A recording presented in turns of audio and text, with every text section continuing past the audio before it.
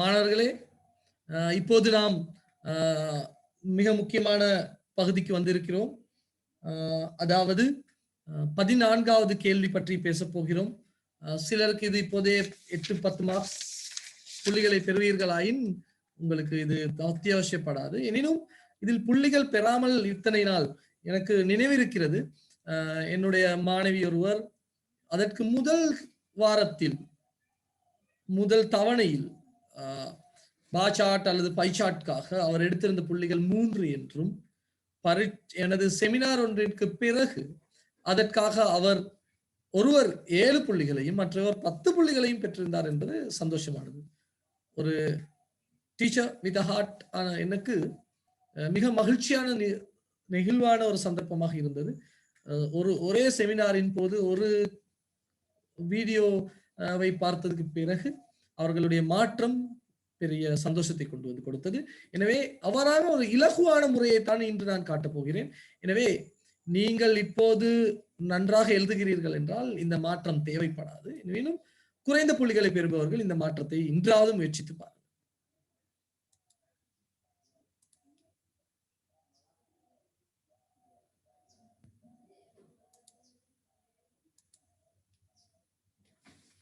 சரி, நாம் கதைக்க போது 14வது பகுதியில் 14வது கேள்வி. 14வது கேள்வி 10 புள்ளிகளை தரும். 100 சொற்களுக்கு எழுத வேண்டும். பயப்பட தேவையில்லை. 10 புள்ளிகளை கொண்டது 100 சொற்களுக்கு எழுத வேண்டும். இதில் ஆப்ஷன் ஏ ஆப்ஷன் பி என்று 2 பகுதிகள் இருக்கும். ஆனாலும் கடிதம் ஒன்றை பற்றி இப்போது நான் கதைக்கப் போவதில்லை. அது பெரிய ஒரு விடயமாக இருக்கும். அதற்கு நிறைய நீங்கள் கற்றிருக்க வேண்டும் இதற்கு முன்னரும். எனவே அதை பற்றி நான் இப்போது கதைக்கப் போவதில்லை. இப்போது நான் சொல்ல போவது எப்படி ஒரு ஆப்ஷன் பி எப்படி நீங்கள் பதில் அளிக்கப் போகிறீர்கள் என்பதை பற்றி பார்க்க போகிறோம். ஆப்ஷன் பி என்பது ஒரு பைச்சாட்டாக இருக்கலாம். பொதுவாக இனி வரும் காலங்களில் பைச்சாட்டை எதிர்பார்ப்பதை விட பாச்சாட் போன்ற விடயங்களை எதிர்பார்ப்பது கூட. எனவே ஒரு பைச்சாட்டாக கூட இருக்கலாம், இல்லை என்று சொல்லவில்லை. மேலதிகமாக ஒரு பாச்சாட் இருக்கலாம். பாச்சாட்டுக்கு தயாராகி கொள்ளுங்கள். அதே போல் லைன் சார்ட் பற்றி படிக்கலாம், தெரிந்திருக்க வேண்டும். இப்போதைக்கு அது அவசியம் இருக்காது ஒரு லைன் சார்ட். ஆனாலும் அப்படி ஒரு லைன் சார்ட் இருந்தால் கூட பெரிய மாற்றம் ஒன்று இல்லாமல் எழுதலாம். அதே போல் ஒரு டேபிள், ஒரு அட்டவணை வந்து இருக்கும். அதற்கு மேலாக வென் டயக்ராம் கூட எதிர்பார்க்கப்படும் ஒரு சந்தர்ப்பம் தான். எதிர்பார்க்கப்படும் மீன் இருக்க வேண்டிய ஒரு விஷயம் தான். இருந்தாலும் இதை பற்றி பெரிதாக அலட்டிக்கொள்ள தேவையில்லை. ஒரு பாச்சாட் பைச்சாட் எழுத தெரிந்திருந்தாலே போதுமானதாக இருக்கும் என்று நம்புகிறேன் இனி வரும் காலங்களில். எனவே உங்களுக்கு உங்கள் கையேடுகளில் கொடுக்கப்பட்ட கேள்விக்கு மேலதிகமாக நான் கேள்வியை தெரிவு செய்திருக்கிறேன். என்னுடன் இணைந்து இந்த கேள்விக்கு பதில் எப்படி எழுதுகிறோம் என்று பார்த்தால் உங்களுக்கு உங்களுடைய பதில் எப்படி இருக்கும் என்று கண்டுகொள்ள முடியும். எனவே மாணவர்களை இப்போதும் சந்தோஷமா இருக்கிறது. இதை நான் செய்யும் போது கூட நிறைய பேர் இப்போது வீடியோஸ் பார்த்து கொண்டு கேள்விகள் கேட்டுக்கொண்டு இருக்கிறார்கள். சில இடங்களில் நான் வீடியோவை நிறுத்தி வைத்துவிட்டு அவர்களுக்கு பதில் சொல்லிவிட்டு இங்கு வந்து படிப்பிக்க வேண்டியிருக்கிறது. சந்தோஷமாக இருக்கிறது. இன்றைய ஒரு நாள் உங்களுக்காக அர்ப்பணிப்பதில் சந்தோஷப்படுகிறேன். எனவே இந்த அட்டவணையில் பொறுத்தவரை முதலாவது கேள்வி மிக முக்கியமான. The following pie chart shows what the students of your school like to read. இந்த வரி மட்டுமே நமக்கு முக்கியமானது. அந்த வரியை நாம் எடுத்துக்கொள்கிறோம். நன்றாக கவனித்துக் கொள்கிறேன். சில மாற்றங்களினூடாக எப்படி புள்ளிகளை பெறலாம் என்று நான் சொல்லிக் கொடுக்கிறேன். The following pie chart shows what the students of our school என்று மாற்றியிருக்கிறேன். யுவர் ஸ்கூல் என்பதை உங்களுக்கு நினைவிருக்கும். அந்த கேள்வியில் யுவர் ஸ்கூல் என்று இருந்தது. அதை நான் அவர் ஸ்கூல் என்று மாற்றியிருக்கிறேன். அது மட்டும் மாற்றம் செய்து இப்போது நாம் தெரிந்திருக்க வேண்டும். ஃபாலோவிங் என்று எழுத முடியாது. ஃபாலோவிங் என்றால் கீழ்கண்டது. ஆனால் நாம் இதற்கான விடையை அதற்கு கீழே எழுத போகிறோம் அல்லது வேறொரு தாளில் எழுத போகிறோம். இருக்கலாம், வேறொரு பக்கத்தில் வரலாம். அவ்வாறான சந்தர்ப்பங்களில் ஃபாலோவிங் என்று நாம் பாவிக்க முடியாது. அதனால் நாம் அந்த ஃபாலோவிங்கை தூக்கிவிட்டு அந்த இடத்திற்கு கிவன் என்று போட்டுக்கொள்கிறோம். அப்போது கொடுக்கப்பட்ட என்ற அர்த்தத்தை கொடுத்து கொடுக்கப்பட்ட வட்ட வரைவு மாணவர்கள் வாசிக்க விரும்புவற்றை குறிப்பிடுகின்றன என்று சொல்லிவிடலாம். அதன் பிறகு இந்த வரிசைப்படுத்தல் முக்கியமானது. முதலாவது இது சின்ன மாற்றம். எந்த கேள்வியிலையும் ஃபாலோவிங் என்பதற்கு பதிலாக கிவன் என்று போட்டு எழுதிவிடுங்கள். கட்டாயம் ஒரு புள்ளியாவது கிடைக்கும் உங்களுக்கு. சரிதானே? அடுத்தது இந்த ஆர்டரை எழுத வேண்டும். இதன் வரிசைப்படுத்தி இருப்பது இப்போ நம் கையேடுகளில் உள்ளதை எடுத்துக்கொண்டால் இதன் வரிசைப்படுத்தலில் என்ன இருக்கிறது என்று எழுத வேண்டும். அப்படி பார்க்கும்போது நாம் கண்டுபிடிக்க வேண்டிய ஒரு விஷயம், யார் என்ன செய்கிறார்கள் என்று கண்டுபிடிக்க வேண்டும். யார் என்ன செய்கிறார்கள்? The students என்ன செய்கிறார்கள்? Like to read. The students like to read. இப்படி யார் என்ன செய்கிறார்கள் என்பதை கண்டுபிடிப்பது மிக மிக முக்கியமானதாக. அப்ப யார் என்ன செய்கிறார்கள் என்று பார்த்து விட்டோம். அதை வைத்துக்கொண்டு சுற்றி இருந்த விடயங்களை எழுதலாம் ஒரு வரிசைப்படுத்தலாக. The students like to read novels, short stories, cartoons, newspapers, poetry and magazines. மறக்க கூடாது. அங்கே வட்டவரைவில் காட்டப்பட்டவை, உதாரணத்திற்காக உங்கள் கையேடுகளில் கொடுக்கப்பட்டவை கூட பாருங்கள் கேபிட்டல் எழுத்துக்களில் இருக்கின்றன. ஆனால் நாம் இப்படி வரிசைப்படுத்தும் போது அவை சிம்பிள் எழுத்துக்களாக மாற்றப்பட வேண்டும். அவை சிம்பிள் எழுத்துக்களாக மாற்றப்பட வேண்டும். இது முக்கியமான ஒரு விடயமாக இருக்கும். இப்போது நான் வாக்கியங்களாக காட்டுவது உங்களுக்கு படித்துக் கொள்வதற்கு இலகுவாக, பரீட்சைக்கு இப்படி வாக்கியங்களாக எழுத வேண்டாம், எப்படி எழுத வேண்டும் என்றும் சொல்கிறேன். ஓகேவா? புரிந்திருக்கும் என்று நினைக்கிறேன். தமிழ் கொஞ்சம் கஷ்டம் தான், என்ன செய்யனா பார்ப்போம். ஓகேவா? அப்போ the students like to read novels, short stories என்று அந்த ஆர்டரை எழுதுகிறோம். சரிதானே? அதற்கு பிறகுதான் முக்கியமான வாக்கியம். பாருங்க இந்த வாக்கியத்தை. The most percentage of the students like to read newspaper. அதாவது இந்த வாக்கியத்தை மனனம் செய்து வைத்துக் கொள்ளுங்கள். இந்த வாக்கியத்தை மனனம் செய்து கொள்வது மிக முக்கியமானது. The most percentage of the students. Percentage of the students. மாணவர்களின் சதவீதம், மாணவர்களின் பெரும்பான்மை சதவீதம். அதாவது நான் சொன்னேன் இந்த சிகப்பில் இருந்தது the students like to read. The students like to read என்பதை இந்த இடத்தில் எடுப்பது முக்கியமானது. The students like to read. பாருங்கள், அதைத்தான் எடுத்திருக்கிறேன். அதற்கு முன்னால் மோஸ்ட் பெர்சன்டேஜ், மேலதிக சதவீதம், பெரும்பான்மை சதவீதம். எதை செய்கிறார்கள்? பத்திரிகைகள் வாசிக்கிறார்கள். இது இலகுவான ஒரு வாக்கியம். இந்த வாக்கியத்தை மனனம் செய்து எடுத்துக்கொள்ளுங்கள். அதில் மாற்றம் அடையக்கூடியது இந்த நியூஸ் பேப்பர் அல்லது லைக் டு ரீட் என்பது மாறலாம். கேள்வி கேட்டപ്പോൾ பார்ப்போம். அடுத்ததாக அதன் சதவீதம், the percentage is 25. மிக இலகுவான முறையில் நான் சொல்லிக் கொண்டிருக்கிறேன். மிக இலகுவான முறையில் எப்படி இதனை தெரிந்து கொள்ளலாம் என்று சொல்கிறேன். The most percentage of the students like to read newspaper. The percentage is 25. இந்த இரண்டு வாக்கியங்களை வைத்துக்கொண்டே மற்ற வாக்கியங்களை எழுதலாம். எப்படி என்று பார்ப்போமா?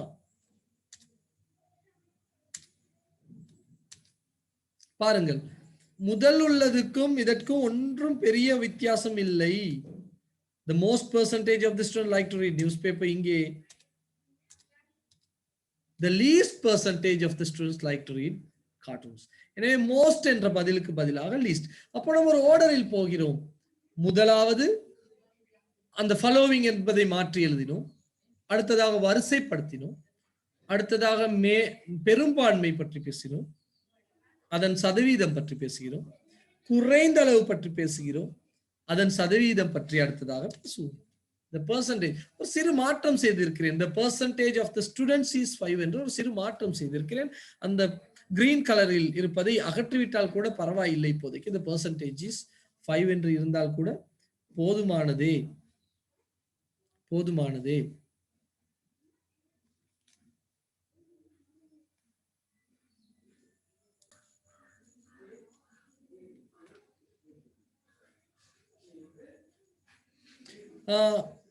எனவே இதனை புரிந்து கொள்வது மிக முக்கியமானது.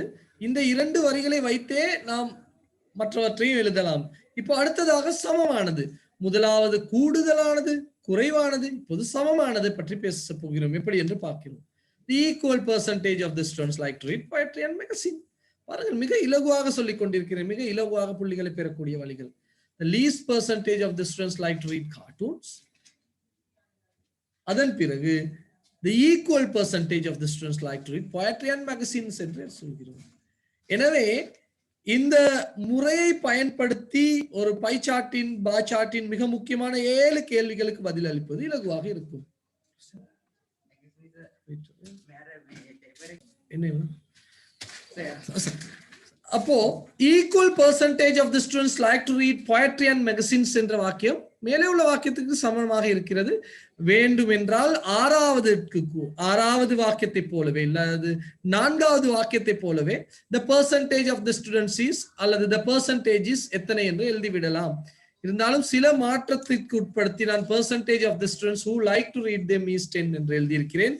எல்லோரும் அதை பத்தி யோசிக்கிறார்கள். அந்த கருப்பில் உள்ள the black pages the percentage is 10 என்று எழுதினால் கூட போதுமானது. நீங்கள் கஷ்டப்பட்டு இன்னும் மேலதிக வாக்கியங்களை சேர்க்க வேண்டும் என்றால் உங்களால் முடிந்தால் மட்டும் அதை செய்ய வேண்டும். அல்லது இவ்வாறு கஷ்டமான வாக்கியங்களை கையில் எடுக்க வேண்டாம், இலகுவான முறையில் எழுதி கொள்ளலாம். எனவே மீண்டும் பாருங்கள் அந்த ஆர்டர் எப்படி இருக்கிறது என்று ஒரு முறை பார்த்து வருவோமா. முதலாவது வாக்கியம் following என்ற சொல்லுக்கு பதிலாக given போட்டு எழுத வேண்டும். அதன் பின் அந்த வரிசைப்படுத்தலை எழுதுங்கள். அதன் பிறகு கூடியது எப்படி எழுதியிருக்கேன் இந்த வீடியோவை திருப்பி பார்க்கலாம் அல்லவா. அடுத்ததாக சதவீதம், அதன் சதவீதம். அடுத்ததாக குறைந்தது, அதன் சதவீதம். சமமானது, அதன் சதவீதம் என்ற முறையில் பயன்படுத்துகிறோம். சதவீதத்தை எழுதும் போது இலகுவாத பெர்சன்டேஜஸ் என்று எழுதினால் கூட போதுமானது. அடுத்ததாக ஒப்பீட்டு ரீதியாக எழுத போகிறோம். இது கொஞ்சம் கடினமான விடயமாக இருந்தாலும் மாணவர்கள் முயற்சித்தால் முடியும். The percentage of the students who like to read novels. அதாவது இந்த மாதிரி வாக்கியங்களை கடைசியில் இருந்து தான் வாசிக்க வேண்டும். read novels, நாவல்களை வாசிக்க விரும்பும் மாணவர்களின் சதவீதம். நாவல்களை வாசிக்க விரும்பும் மாணவர்களின் சதவீதம். இங்கே பாருங்கள், சிறுகதைகளை வாசிக்க விரும்பும் மாணவர்களின் சதவீதத்தை விட எப்படி இருக்கிறது? அதிகமாக இருக்கிறது. ஒரு வாக்கியம் எங்கே தொடங்குகிறது? the percentage என்ற இடத்தில் தொடங்கி stories என்ற இடத்தில் முடிகிறது. அப்போ the percentage of the students who like to read novels is more than the percentage of the students who like to read short stories. இப்போ நீங்க வேற ஒன்று எடுத்து பார்க்கலாமே. சோறு சாப்பிட விரும்பும் மாணவர்களின் சதவீதத்தை விட பான் சாப்பிட விரும்பும் மாணவர்களின் சதவீதம் அதிகம்னு சொல்லும். The percentage of the students who like to eat bread is more than the percentage of the students who like to eat rice. நாடகங்களை பார்க்க விரும்பும் மாணவர்களை விட படம் பார்க்க விரும்பும் மாணவர்களின் சதவீதம் அதிகம். The percentage of the students who like to watch films is more than the percentage of the students who like to watch teledramas. மிக இலகுவாக இருக்கிறது. மிக இலகுவாக இருக்கிறது. சரிதானே? அதன் பிறகு வேறுபாட்டை எழுத வேண்டும். The difference is 5. இந்த இடத்தில் நாவல்களும் சிறுகதைகளும் வாசிக்க விரும்புவோரின் எண்ணிக்கை வித்தியாசம் 5ஆக இருக்கிறது. அதே போல் கடைசி வாக்கியம் நம்மளுடைய கருத்தாக இருக்க வேண்டும். According to this chart, it is clear that என்ற வாக்கியத்தை மனனம் செய்து கடைசியில் எழுதுங்கள். கடைசியில் இதை எழுதுங்கள். According to this chart, it is clear that majority of the students like to read. பெரும்பான்மையான மாணவர்கள் வாசிக்க விரும்புகிறார்கள். எதை வாசிக்க விரும்புகிறார்கள் என்பதை பார்க்க வேண்டும். பாருங்கள், இதில் எதை வாசிக்க விரும்புகிறார்கள்? மீண்டும் பாருங்கள். According to this chart, it is clear that majority of the students like to read. எதை வாசிக்க விரும்புகிறார்கள்? கூடுதலானவர்கள் பார்ப்போமே 25 நாவல்கள், ஷார்ட் ஸ்டோரிஸ், சிறுகதைகள். அப்படி பார்க்கும்போது கதைகளுக்கு முக்கியத்துவத்தை கொடுக்கிறார்கள். பாருங்கள், கிட்டத்தட்ட 45% மேலானவர்கள் இன்னும் கார்ட்டூன்ஸ் கூட ஒரு கதை வகையை சேர்ந்தது இல்லையா, போயட்ரி கூட இலக்கிய வகையை சேர்ந்தது இல்லையா. இப்படி பார்க்கும்போது கதைகளுக்கு முக்கியத்துவம் கொடுக்கிறார் என்று நான் ஒரு எதிர்பார்ப்புடன் மன்னிக்கவும் ஸ்டோரிஸ் என்று போடுகிறேன். அப்ப இது ஒரு கடைசி பஞ்சாக இருக்க வேண்டும். கடைசி பஞ்ச். அப்போ நம்ம எழுதும் வாக்கியங்கள் கடைசியில் இப்படி ஒரு பந்தியில் 2-3 பிரிவுகளை கொண்டு இருந்தால் சிறப்பாக இருக்கும். முதலாவது இன்ட்ரோடக்ஷன், இன்டர்பிரிட்டேஷன், கன்க்ளூஷன், அறிமுகம், விபரிப்பு, முடிவு என்ற முறையில் இருந்தால் சிறப்பாக இருக்கும்.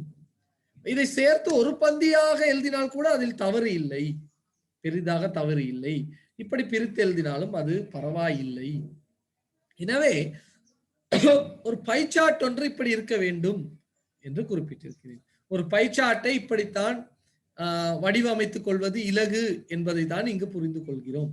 ஒரு பை சார்ட்டை எப்படி வடிவமைத்துக் கொள்வது என்பதை புரிந்திருக்கிறோம். அடுத்து நாம் எப்படி ஒரு பா சார்ட்டை வடிவமைப்பது என்று பார்க்கலாம். அடுத்து நாம் பார்க்க போது ஒரு பா சார்ட். இது உங்களுக்கு கொடுக்கப்பட்ட கேள்வி. இந்த கேள்வியில் சிறிய தவறு இருக்கிறது. அதாவது பை சார்ட்டில் மேலே உள்ள துண்டுகள் மறையப்பட்டுள்ளன. ஏனால் என்று அப்படி இருந்தாலும் நாம் the students do to spend their time அப்படி ஏதாவது எடுத்துக்கொள்ளுங்களேன். the students do to spend their times. நான் குரூப்பில் போடும்போது அதற்கு ஒரு வாக்கியத்தையும் போடுகிறேன். நீங்கள் பேசி பாருங்கள், யோசித்து பாருங்கள், இது எப்படி எழுதலாம் என்று யோசித்து பாருங்கள். அப்போ தெளிவாக தெரியும். நாம் அடுத்ததில் பை சார்ட் பற்றி பேசினோம். இப்போது பா சார்ட் பற்றி பேசலாம். இதையும் தெரிந்து கொண்ட பிறகு உங்களுக்கு தனியாக முயற்சி செய்ய முடியும். இப்போது ஒரு பா சார்ட்டை எப்படி எழுதலாம் என்பதை பார்க்கலாம். இதுதான் முக்கியமானது. பரீட்சைக்கு எதிர்பார்க்கக்கூடிய கேள்விகளில் ஒன்றாக இருக்கலாம். ஆனாலும் இரட்டை நிரல்கள் உள்ளது தான் கூடுதலாக எதிர்பார்ப்போம். இருந்தாலும் பார்ப்போம். இப்போ இந்த கேள்வி வாசித்துக் கொள்ளுங்கள். The following bar graph shows the TV programs watched by the housewives in the village அப்படி இருக்கிறது. ஓகே தானே? இதை வாசித்துக் கொள்ளுங்கள். அப்போ இதை எப்படி மாற்றுகிறேன் என்று பார்ப்போம். முதலாவதாக அதே கேள்வியை எடுத்தோம். இப்போ நீங்க அதே மாதிரி என்னோட சேர்ந்து வரலாம். அதே கேள்வி எடுத்து ஃபாலோவிங் என்ற சொல்லை ஒதுக்கி அதற்கு பதிலாக என்ன செய்ய போகிறோம்? கிவன் என்ற சொல்லை பயன்படுத்துகிறோம். முதலாவது வேலை. இரண்டாவது, யார் என்ன செய்கிறார்கள் என்று கவனிக்க வேண்டும். யார் என்ன செய்கிறார்கள்? ஹவுஸ் வைஃப்ஸ் என்ன செய்கிறார்கள்? வாட்ச். அது வாட்ச் என்று இருப்பது பசிவ் என்பதனால் பை போட்டு இருப்பதால் நம்ம வாட்ச் என்ற சொல்லை எடுத்தால் போதும். இதை கண்டுபிடிக்க வேண்டும். மூன்றாவது முறை. நான்காவது முறை, அந்த பகுதிகளை எழுத வேண்டும். இங்கே மனனம் செய்து கொள்ள வேண்டிய முக்கியமான வரி, according to this it vertically shows and horizontally shows என்பதை மனனம் செய்து கொள்ளுங்கள். ஒரு நிரல் வரைவுக்கு மிக முக்கியமானது இது. according to this it vertically shows and horizontally shows என்பதை மனனம் செய்து கொள்ளுங்கள். ஒரு நிரல் வரைவு எழுதும் போது இந்த வரி கட்டாயமானதாக இருக்கும். சரிதானே? இந்த வரியை மனனம் செய்து கொள்ளுங்கள். அடுத்து, மற்றவை எல்லாமே ஒரு பை சார்ட்டின் போது எழுதியது போல் கடைபிடிப்போம். என்ன? அந்த வகைப்படுத்தலை எழுதுவோம். The housewives watch. என்னென்னத்தை பார்க்கிறார்கள் என்பது எழுத முடியும் தானே? அதை கேபிட்டல் எழுத்து இல்லாமல் சிம்பிள் எழுத்துக்களில் எழுதுங்கள். இது மிக முக்கியமான ஒரு விடயம். அடுத்தது கூடுதலானது. the most, இங்கே பெர்சன்டேஜ் இல்லை என்பதால் நம்பர் போட்டிருக்கிறேன், அவ்வளவுதான். the most number of the housewives watch. சரிதானே? டெலிடிராமா. அதன் பிறகு பெருமானத்தை எழுத வேண்டும். number of the housewives is 30. மனைவியரின் பெருமானம் 30. சரிதானே? அதன் பிறகு குறைந்ததை எழுத வேண்டும். least number of the housewives watch news. அதன் பிறகு பெருமானம். இந்த பச்சை எழுத்தில் உள்ளதை பெரிதாக யோசிக்க தேவையில்லை. the number of the housewives is 5 என்று இருந்தாலே போதுமானது. ஐந்தாவது வாக்கியத்தை போல் கடைபிடித்தால் போதுமானது. அடுத்து, சமனானது இருந்ததா? எனக்கு நினைவில்லை. சமனானது இருந்தால் equal number of the housewives watch sports and documentaries என்று எழுதலாம். அதன் பிறகு அதன் பெருமானத்தை கொஞ்சம் மாற்றி எழுதியிருக்கேன். 10 housewives watch both of them. நீங்கள் வேண்டும் என்றால் number of the housewives is இவ்வளவு என்று எழுதுங்கள். அதில் எந்த விதமான மாற்றமும் இல்லை. ஐந்தாவது வாக்கியத்தை எப்படி எழுதினீர்களோ அதே போல் 7வதையும் 9வதையும் எழுதலாம். எந்த பிரச்சனையும் இல்லை. அதன் பிறகு ஒப்பிடுதல். number of the housewives who watch music programs. சங்கீத நிகழ்ச்சிகளை பார்க்கும் மனைவிமார்கள் is more than the number of the housewives who watch films. படங்களை பார்க்கும் மனைவிமார்களின் பெருமானத்தை விட சங்கீத நிகழ்ச்சிகளை பார்க்கும் மனைவிமாரின் பெருமானம் அதிகம் என்று சொல்லி இருக்கிறேன். ஒப்பிட முடியும். ஒப்பிட்டதை சொன்னேன் இல்லையா? சாப்பாடு அந்த மாதிரி போன்ற விஷயங்களுடன் அதே மாதிரி ஒப்பிட்டு பாருங்கள். the difference is 5. வேறுபாடு எவ்வளவு என்று சொல்லுவோம். அதன் பிறகு நமது கடைசி வாக்கியம், according to this chart, இந்த சார்ட்டிற்கு அமைய, it is clear that majority of the housewives watch. பெரும்பான்மையான மனைவிமார் பார்க்கிறார்கள் என்ன என்பதை அந்த நீங்களாக ஊகித்து எழுதி கொள்ளலாம். எனவே இந்த காணொளிகளினூடாக ஒரு ஒரு பை சார்ட் பா சார்ட் எப்படி எழுதலாம் என்பதை பற்றி பேசிக் கொண்டிருக்கிறோம் அல்லவா? இன்னும் சற்று பார்ப்போம் மற்றவற்றையும். எனவே ஒரு பை சார்ட்டுக்கும் பா சார்ட்டுக்கும் பெரிய வித்தியாசத்தை பார்க்க தேவையில்லை. 2 வீடியோவையும் மீண்டும் மீண்டும் இந்த வீடியோவை பாருங்கள். அப்போது உங்களுக்கு அந்த குறைகள் தெரியும். இதன் மூலம் ஒரு 8 புள்ளிகளை பெற்றுக்கொள்ளலாம். நம்ம அடுத்த ஸ்டெப்போ என்ன இருக்குன்னு பார்க்கலாம். இப்போ இது நாம கொடுக்கப்பட்ட ஒரு விஷயம். இங்கே ஒரு சின்ன சிக்கல் வந்திருக்கலாம். பரீட்சையின் போது கவனமாக இருக்க வேண்டும். இங்கு பாருங்கள், allocated money, பணத்தை செலவழித்த விதத்தை பற்றி கூறியிருக்கிறார்கள். இங்கு சிக்கல் வரலாம். மற்ற விடயங்கள் எல்லாம் ஃபாலோவிங் என்ற சொல்லை மாற்றி எழுதுங்கள், ஒரு புள்ளி கிடைக்கும். வெர்டிகலி ஹாரிசான்டலி என்று நான் சொன்னேன் இல்லையா, அது பாருங்கள், மேலே என்ன குறிப்பிட்டிருக்கிறார்கள், கீழே என்ன குறிப்பிட்டிருக்கிறார்கள். It according to this, it vertically shows the money spent and horizontally shows the projects. ஏதோ அப்படி எழுதலாம், பார்த்து எழுதலாம். அடுத்தது கூடுதலாக என்னத்துக்கு செலவழிச்சார்கள் என்று எழுதும் போது சின்ன சிக்கல் வரும். நினைவில் வைத்துக் கொள்ளுங்கள், the money was spent on, money was spent on, காசு செலவழிக்கப்பட்டது ஆன் என்ற அந்த லிஸ்டை எழுதும் போது the money was spent on. இப்போ இங்கு யார் செய்கிறார் என்பது முக்கியம் இல்லாத விடை. அதனால இப்படி இருக்கு. எனவே காசு செலவழிப்பது பற்றியான விடயங்கள் வரும்போது இந்த மாதிரி வாக்கியங்கள் தேவைப்படும். கொஞ்சம் யோசித்து பார்க்க வேண்டும். Most amount of money spent on என்று தான் எழுத வேண்டுமே ஒழிய நாம் முதல் எழுதியது போல் மோஸ்ட் பெர்சன்டேஜ் அல்லது மோஸ்ட் நம்பர் என்று எழுத முடியாது. இங்கு பணம் செலவழித்திருக்கிறார்கள். பணம், நேரம் போன்றவற்றை செலவழித்தால் most amount of time, most amount of money என்று எழுதுங்கள். இங்கு ஒரு நபர் இருக்க மாட்டார். எனவே most amount of money spent on எதற்கு என்று எழுத வேண்டும். தெரிந்தது தானே? The amount of money is இவ்வளவு, சதவீதம் இவ்வளவு என்று எழுதினோம் இல்லையா, அப்போ the amount of money is இவ்வளவு என்று எழுதுவோம். எனவே பணம் சம்பந்தப்பட்ட விடயங்கள் வந்தால் இந்த இடம் தேவைப்படும் என்பதால் ஒரு முறை அல்லது 2 முறை எழுதி பாருங்கள். நான் கட்டாயமாக உங்களுக்கு வலியுறுத்துகிறேன், ஒரு ஒரு பொருளுக்காக செலவழித்த நேரம், பணம் பற்றியது தெரிந்திருக்க வேண்டும். அல்லது நம் ஒரே முறையில் பாடமாக்கி சென்றால் எழுத முடியாமல் போகலாம். எனவே the amount of money spent on is என்று கூட எழுதலாம். The amount of money is இவ்வளவு 10 million. That is the amount of money spent on education is 10 million என்று கூட எழுதலாம். எனவே இந்த பகுதியை முயற்சித்து பாருங்கள். அடுத்ததாக இந்த மாதிரி ஒரு அட்டவணை வந்தால் இப்போ இந்த அட்டவணையில் கூடுதலானது குறைந்ததை பற்றி எழுதும் போது பயப்பட வேண்டாம். கூடுதலானது நம்பர் என்ற இலக்கத்தில் நம்பரில் உள்ளதை எழுதுங்கள். Most number of the students like to study எங்கே என்று எழுதுங்கள். குறைந்ததை எழுதும் போது சதவீதத்தில் எழுதுங்கள். மீண்டும் சமமானதை எழுதும் போது நம்பரில் எழுதுங்கள்.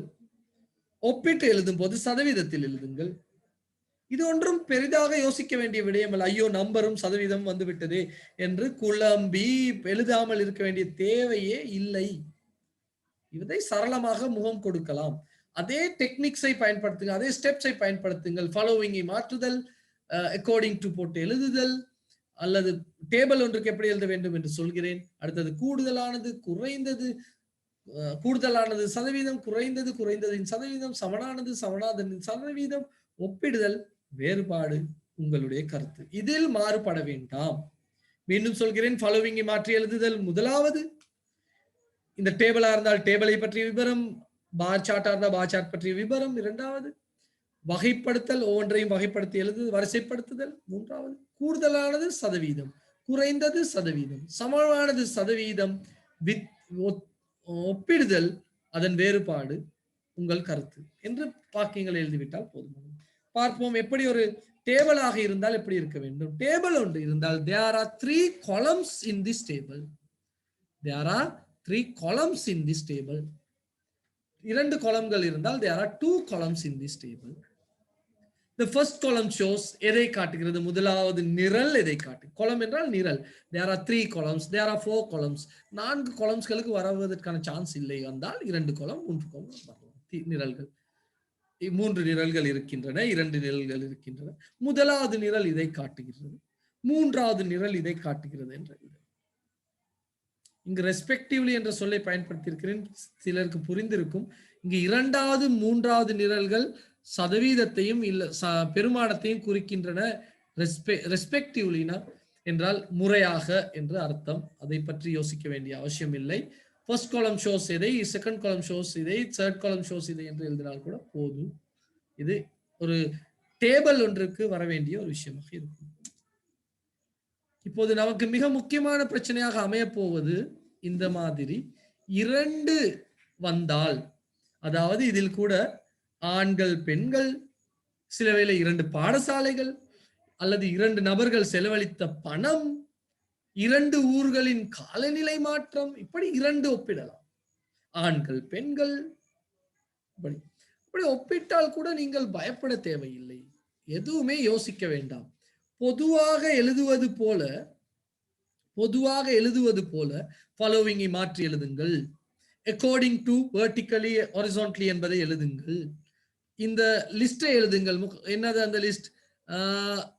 தி ஸ்டூடெண்ட்ஸ் அல்லது சப்ஜெக்ட்ஸா என்று போட்டு இந்த பாடங்களை எழுதுங்கள். இலகுவான விடயம். அடுத்ததாக கூடுதலானது எழுதும் போது பயப்படாமல் லாங்குவேஜை பாருங்கள். பெண்கள் ஆண்கள் எல்லாரும் சேர்த்தாலும் அதுதான் கூடுதலான பெருமானம். இரண்டையும் சேர்த்து most number of the students have scored above 35 in language என்று எழுதுங்கள். மாற்ற வேண்டாம் முறை. பாய்ஸ் கேர்ள்ஸ் பற்றி யோசிக்க வேண்டாம். அது இரண்டையும் கூட்டி கூடுதலான மாணவர்கள் என்பதை போடுங்கள். அடுத்து குறைந்தது சயின்ஸ், இரண்டையும் கூட்டி குறைந்த அளவு மாணவர்கள் இந்த பாடத்தில் 35 புள்ளிகளுக்கு மேல் எடுத்திருக்கிறார்கள் என்று எழுதுங்கள். சரிதானே? அடுத்தது சமமானது எழுதும் போது நமக்கு ஒரு சான்ஸ் எடுக்கலாம். இங்கே பாருங்கள், சமமாக இருக்கிறது, எப்படி எழுதலாம் என்று பார்ப்போம். Equal number of boys and girls. இப்போ அதை நான் கதைத்து விட்டேன், நான் தப்பித்து விடுவேன், எனக்கு புள்ளிகள் கொடுத்து தான் ஆக வேண்டும். Equal number of boys and girls have scored above 35 in maths. The number of the boys and girls is 15 for each. இரண்டு பேருக்கும் 15 சரிதானே? Number of the boys and, இப்ப இங்க ஸ்டூடெண்ட்ஸ் என்று போடாமல் பாய்ஸ் அண்ட் கேர்ள்ஸ் என்று போட்டுவிட்டேன். வேண்டுமானால் ஒப்பிடும் போது கூட நீங்கள் அதை போட்டுக் கொள்ளலாம். பாருங்கள், நான் ஒப்பிடுகிறேன். The number of the girls who have scored above 35 in English, ஆங்கிலத்தில் 35 புள்ளிகளுக்கு மேல் பெற்ற பெண் பிள்ளைகள் is more than the number of the boys who have scored in the same subject. அதே பாடத்தில் 35 புள்ளிகளுக்கு மேல் எடுத்த ஆண் பிள்ளைகளின் அளவை விட 35 புள்ளிகளுக்கு மேல் ஆங்கில பாடத்தில் எடுத்த பெண் பிள்ளைகள் அதிகம் என்று ஒப்பிடுகிறது. போதும். அப்போ இந்த கேர்ள்ஸ் பாய்ஸ் கதைகள் முடிந்தது. நீங்கள் முதல் ஆரம்பத்தில் ஐயோ 2 வந்து விட்டது என்று யோசிக்கவே வேண்டாம். எது கூடுதலாக இருக்கிறதோ இரண்டையும் சேர்த்து கூடுதலானதை சொல்லுங்கள், இரண்டையும் சேர்த்து குறைந்ததை சொல்லுங்கள். ஒப்பிடும் போது வேண்டுமானால் 2ஐ ஒப்பிடுங்கள். சமமானதை கூடும் போது வேண்டுமென்றால் 2ஐ ஒப்பிடுங்கள். நான் சொல்வது புரியும் என்று நினைக்கிறேன். தனித்தனியாக யோசித்துக் கொண்டு ஐயோ பாய்ஸை பத்தி எழுதணுமே, கேர்ள்ஸை பத்தி எழுதணுமே, அதை எழுதணும், யோசிக்க வேண்டாம். அப்படி எழுத போனால் 100 சொற்களை தாண்டி நாம் எழுத வேண்டி வரும். அது எதிர்பார்க்கப்படவில்லை. இந்த பாச்சாட்டில் உள்ள சகல விடயங்களையும் சொல்ல வேண்டும் என்று சட்டம் இங்கும் இல்லை. நம்மால் முடிந்த அளவு விவரத்தை கொடுக்கிறோம் 100 சொற்களுக்கு. அதற்கு மேல் முடியாவிட்டால் ஒன்றும் செய்ய முடியாது. உங்களுக்கு புள்ளிகள் கிடைக்கும், பயப்பட தேவையில்லை. எனவே மாணவர்களே, பாச்சாட் பற்றிய கேள்விகளுக்கு சரியாக பதில் எழுதுங்கள். கட்டாயமாக 7 புள்ளிகள் 8 புள்ளிகள் எடுக்கக்கூடிய ஒரு கேள்வி. எனவே அந்த கேள்விக்கு சரியாக பதில் எழுத நீங்கள் ஒவ்வொருத்தரும் முயற்சிக்க வேண்டும். கட்டாயமாக மேலதிகமாக சந்தேகங்கள் இருந்தால் 8 மணிக்கு ஜூமின் ஊடாக வந்து சந்தேகங்களை கேட்டுவிட்டு நீங்கள் விலகி செல்லுங்கள். மேலதிக மாணவர்கள் வரும்போது இடப்பற்றாக்குறை வருவதனால். எனவே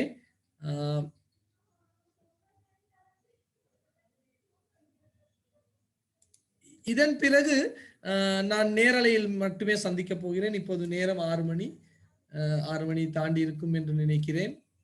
நான் 2 மணியிலிருந்து உங்களுக்காக இந்த ஒளிப்பதிவுகளை செய்து கொண்டு தேவையான வசதிகளை ஏற்படுத்தி செய்து கொண்டு இருக்கிறேன். எனவே இதன் பின் நான் நேரலையில் சந்திப்பதற்காக காத்து கொண்டிருப்பேன். நேரலையின் போது உங்களுக்கு சந்தேகங்கள் இருந்தால் என்னிடம் கேட்கலாம். அதற்கான விளக்கங்களை வழங்குவதற்கு நான் தயாராக இருப்பேன். உங்களுக்கு தேவையான சந்தேகங்களை கேட்டுக்கொள்ளுங்கள். சரிதானே? எனவே உங்களிடமிருந்து இப்போதைக்கு விடைபெறும் நான் என்றும் அன்புடன் உங்கள் Sivanesan, Siva sir, a teacher with a heart.